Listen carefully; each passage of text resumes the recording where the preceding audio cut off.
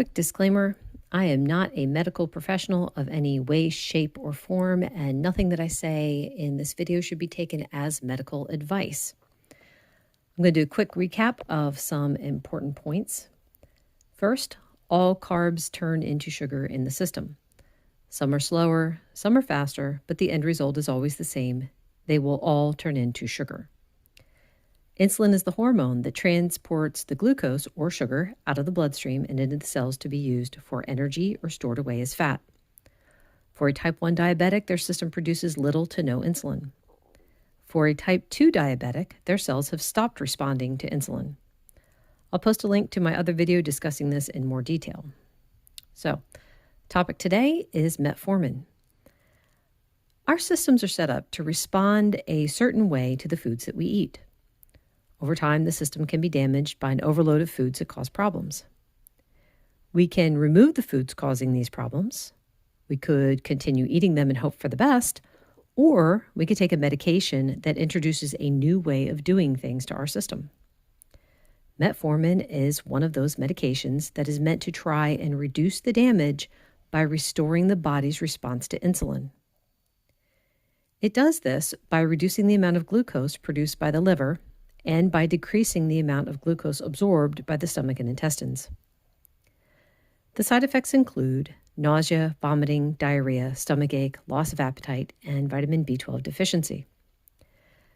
Less frequent side effects are hypoglycemia, lactic acidosis, which is a life-threatening condition, and liver damage. So, knowing what the medicine does in keeping glucose from being absorbed by the stomach and intestines, any side effects related to the gastrointestinal tract make sense. Same with the liver damage, since the medication causes the liver to stop its natural function of gluconeogenesis.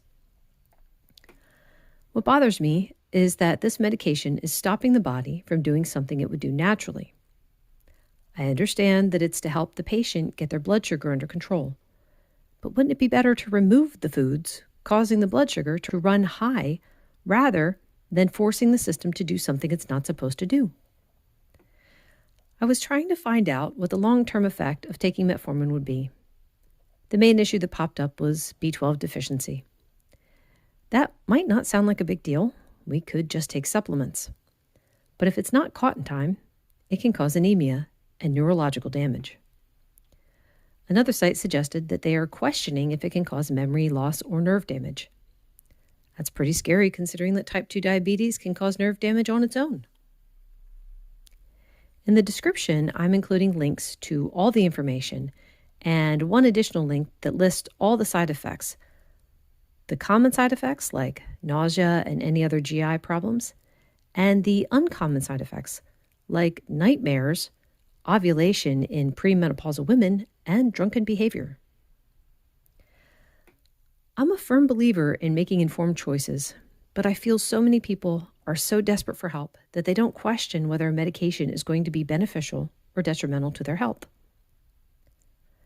One last thing to add. From what I read, 25% of the patients taking metformin experience the gastrointestinal side effects. For some, those side effects aren't severe enough to cause them to stop taking it. My mom was part of that 25%. But it was so bad that she didn't want to take the medication. She eventually went on insulin shots, which thankfully later she was able to dial down and get off that too. If you've made it this far, you might be asking what you're supposed to do then, if you don't want to take on the risks of possible side effects from medication. The answer is simple, but it isn't always easy. Step 1. Check your blood sugar 1.5 to 2 hours after eating. Step 2. Remove the foods causing your level to go over 140. A common response is, well, that's easier said than done. It's hard to change your diet. I can understand this, and I know personally how difficult that is. So the question would be then, what is worth the change? Are your feet worth saving?